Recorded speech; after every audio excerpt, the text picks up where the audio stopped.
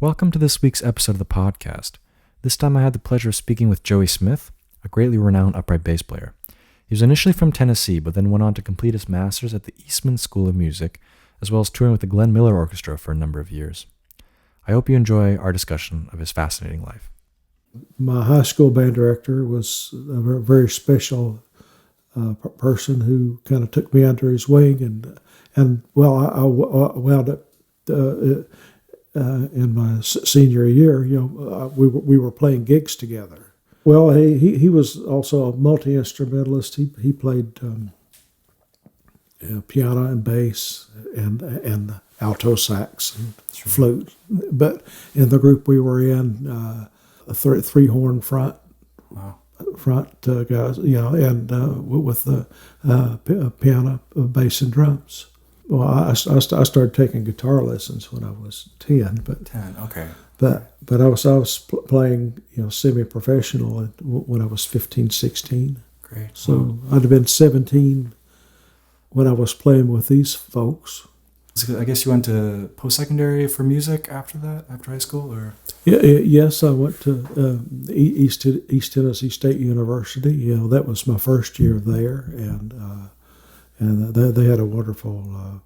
They didn't have a jazz ensemble, but they had a jazz trombone choir, so one of the other members in the group that I played with my band director, he was also a student of the piano player who was a band director at another school. And he was a trombone player, wonderful musician. And then I transferred to UT Chattanooga. I got a music education degree from there. Was there a defining moment where you decided music was the thing you wanted to do for a living, or?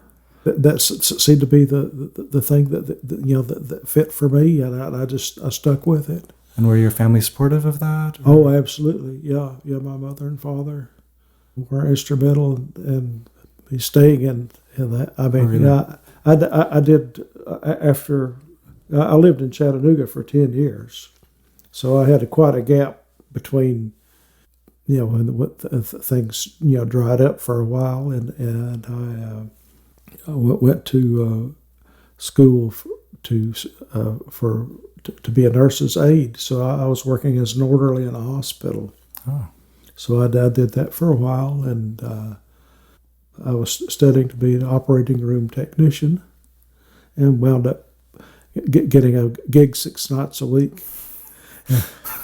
and then basically you have to. I mean, I had to be in surgery at 6 a.m. every morning. And so being up until 2 and 3 at night, and then so what I started doing, I'd stay up all night, and then go into surgery, and then get off work or out of school at 3, and then I'd sleep. That's then crazy. then I'd go to the gig that started at like 10 at night. It was a late night. Did you ever make any mistakes during the surgery? Well, I wound up just flunking out of school because Right. I mean I couldn't keep that up, or? Well, I mean I was sleep deprived. Sure. But but anyway, it kind of got me back into music. That's a crazy story. But anyway, I mean, you just while you're in school, you got to try to make a living somehow, and so. Yeah. But it was impossible to do both things. Sure. What kind of establishments were you playing for those 6 nights a week, where it's just Oh, it was country music. Oh, okay. Yeah, not a very nice place. And at that time, I was without an upright bass. I used to play electric bass on a stool with it standing up straight, so it felt like an upright bass. Like this one trumpet player friend of mine, he was on the Glenn Miller band when I was still in college, and so he was instrumental in helping me get on the band. Yeah, how did that come about? Or? Well, I mean, I had contact information and references and stuff like that, and through the country circles. One guy that I I started playing with this steel guitar player, Herbie Wallace, and he was actually a jazz steel guitar. Yeah, he could do that, and the guitarist Thumbs Carlisle was had settled in Victoria, and so I made a recording with them, and that was kind of one thing that I used for some recordings for that used for my audition tape that I sent in. I mean, I just phoned periodically. I was trying to keep in touch with the road manager. Okay, so you're talking to the road manager, and then he would let you know if there's an opening or not. Yeah, and plus they're hiring people blind sometimes because you got. So anyhow, they had a bass player that they'd hired, and I guess he didn't work out. Okay. And I just happened to phone and said, "Well, can you send your tape?" And then they said, "Okay, that's good." So at 4 days later, I found myself traveling to New York City, and taking my bass on the plane and going down to Midtown Manhattan with the neck of my bass sticking out of a taxi. Anyway, it was quite a. I didn't have much time, and I even owned a house in Chattanooga at that time. So my mother came down and helped me, so I could, launch out. Right. No, that must have been a crazy transition. Yeah, it was.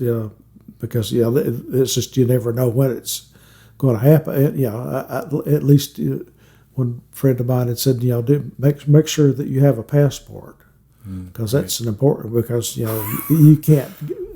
It's hard if you're on the road, and then you can't get hold of one hardly. So you called him and then sent the tapes over, and within something like a week or so, you were confirmed for the spot, or it was like days. Days. A couple of days. Wow. And then all of a sudden. What were you thinking at that point?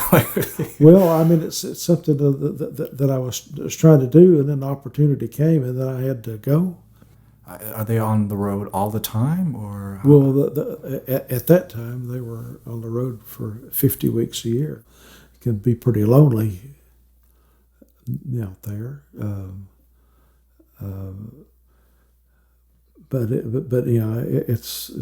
It's been a really good. It was a good experience for me, and it kind of helped me. That's how I knew about Eastman School of Music. Because there were some other I was interested in arranging. So that's just getting back to Chattanooga. One of the gentlemen that I played with, that I hung out with a lot, he taught me a lot about arranging. So we were always listening to big bands and stuff like that. So I missed all the disco stuff. I was listening to bass. And so I guess maybe you had an opportunity to look at all the charts and stuff while you were there, and they must have had amazing arrangements for the. Oh yeah. Well, it's just but all those big bands had great charts. League vocalist from Chattanooga got on, and I was writing charts for her, so I got to write some arrangements for the Miller Orchestra while I was on there. Yeah. All by hand. I think that's why I've got rheumatoid arthritis right now. Copying everything with pencil. It's a lot of notes. Sure, yeah. How long would it take to craft a score in parts at that point if you're doing it all by hand? Well, I don't know. It's just doing stuff while I'm on the bus, and I had a little portable keyboard that I used, and I still have it at the house. It's a little old Casio that I bought in New York City, and it just 3 octaves, but I could hear everything I needed. Yeah, so you're touring with the Glenn Miller Big Band, and you were in Victoria here where you met your wife? Yeah, well, at that time she was on-air DJ for CFAX Radio. Okay. And they sponsored the band. She actually introduced the band. Yeah, and then we met after the gig and got married a year later. we always used to travel to Japan every year, so we spent 6 weeks over there, and then we had a week off after Wow. that. So this is the Glenn Miller Big Band spends 6 weeks a year in Japan, like playing Yeah. shows and stuff. yeah. Wow, that must have been very cool. Yeah, and then we have a Japanese road manager, and they take us everywhere. But we saw every island, and just played really. But they just treated us like royalty over there. It's the nicest folks. And you're playing at major venues or clubs? Like what kind of establishments? Yeah, really nice theaters. Wow. Okay. Yeah, and the folks were really into Sure. that era of music. It was they had all that stuff. That's Yeah, really they cool. were just the nicest folks. For sure. Yeah. Okay. So Glenn Miller Big Band 2.5 years. After that, you went to Eastman for the masters. Yeah. Okay. What exact major or? Well, I started out with I was studying arranging, and then midway I just wound up switching to instrumental, to bass. Yeah. And then so after that, you moved to Victoria, or? Yeah, Okay. and so I've been here ever since. Let's take a little transition to practicing. When you were growing up, did you have like a specific practice schedule? Were you maybe doing short bursts here and then like inconsistent with it, or did you have a regimented schedule? Like, how did you sort of structure your practicing time on the instrument? Well, it was a bit haphazard, I'm afraid. Lots of on-the-job experience. Right, kind of So- going in and then just picking it up on the spot, Well, sort of, or Well, especially for me as a rhythm section person, learning songs, Mhm. and but I used to play with some folks. I mean, we didn't have the real book or any charts. That's how I learned the tunes. So, I remember this one pianist that I worked with. This lady, I worked with her just once in a blue moon, but she was kind of she knew every show tune, all the verses and stuff like that. She could just reel them out, and then the people just knew lots of. I learned lots of standards from older musicians, horn players from that tradition. And there's not a lot of people that play that way now. So I felt real fortunate to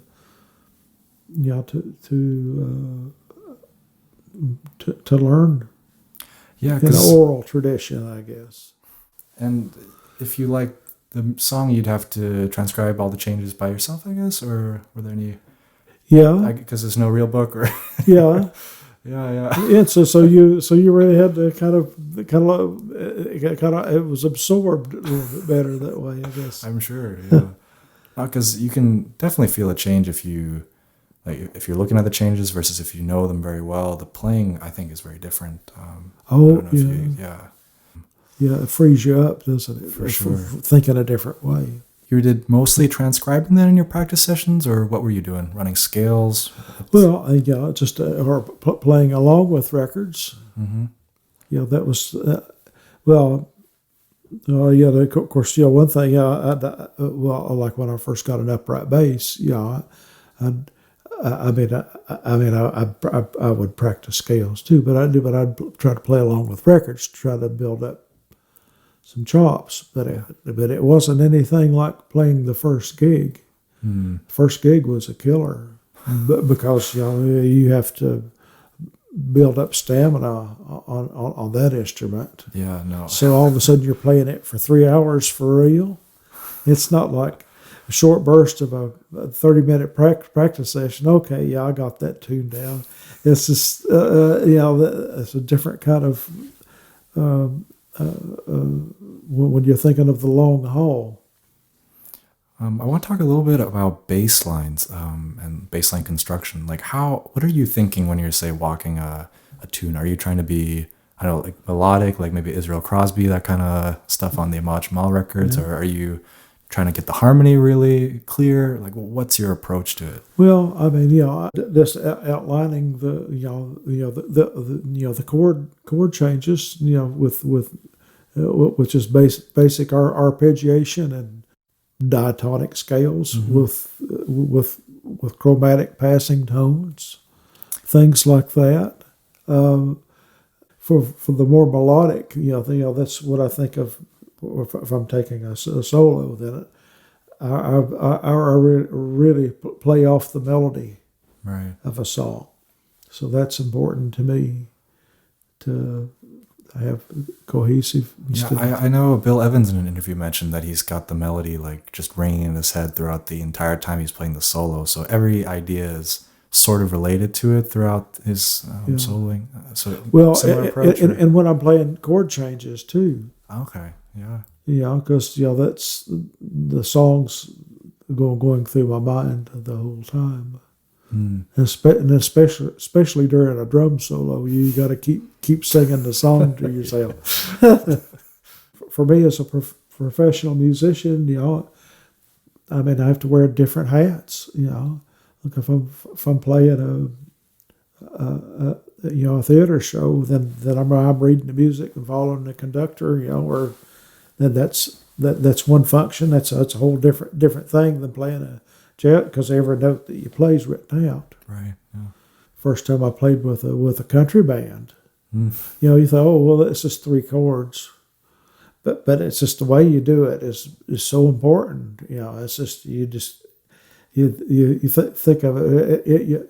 Sure, it's pretty simple harmony, but to really play bass in a group like that, you've got to be doing a certain way where it really settles in and feels good to the rest of the band. So it's a different thing. And I'm sure they can feel if it's not quite. Oh yeah, he's a jazz guy.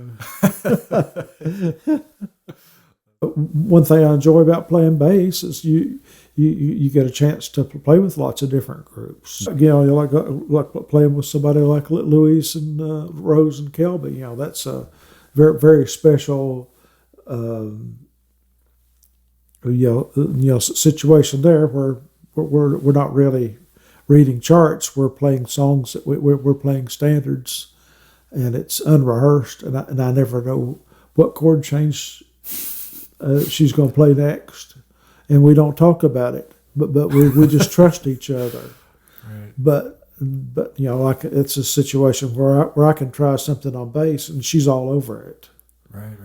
And or I try to do the same thing back, or we're in communication. So having that's a very special type of playing. In a different style, that's what Bill Evans, Scott LaFaro, and Paul Modian had going on. That they were having conversations with each other in a deep way, weren't they?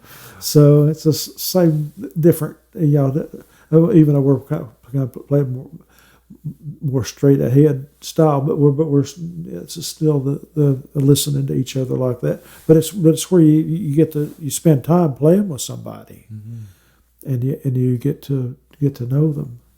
I had a show with Kelby where he had me play music that influenced me through the years. So I had to put up, but after something like that, you need to think, well, why didn't I think of that? Because so many things has happened in my life, and I've been influenced by so many different musicians through the years. Because it's getting on 50 years I've been playing, so I feel blessed to have known some very special people. To kind of wrap things up, who are your biggest musical influences, like across the time, maybe, to kind of link up with what your show was about? Ray Brown's always been a favorite of mine. But he has a very lyrical way that he plays. I don't play bass like him, but I try to use his influences in my playing. But he's plays a highly decorated, but it's just the counterpoint of his lines are just pretty special. And people like George Mraz, he was a bass player, played with Oscar Peterson for a while. Of course, and Niels Henning, he's Three Fingers. Oh yeah, oh boy, craziness. Yeah, I know. Charles Mingus. I mean, it's just there's lots of The list goes on. great players. Of course, Jimmy Blanton with Duke Ellington. It goes back to the early days. He was really a pioneer on bass. Yeah. He brought it out front. Well, thank you so much for doing this, and it was really interesting to hear the story from sort of start to now, and the touring and the going to this medical school with the surgeons. I think there's some real interesting stuff that we covered, and thank you so much for being willing to tell your story, I guess. Well, anyway, thanks for asking me. I hope you can get some stuff out of this. Definitely. All right, Joey. That's it. All right. Well, thanks, Mark.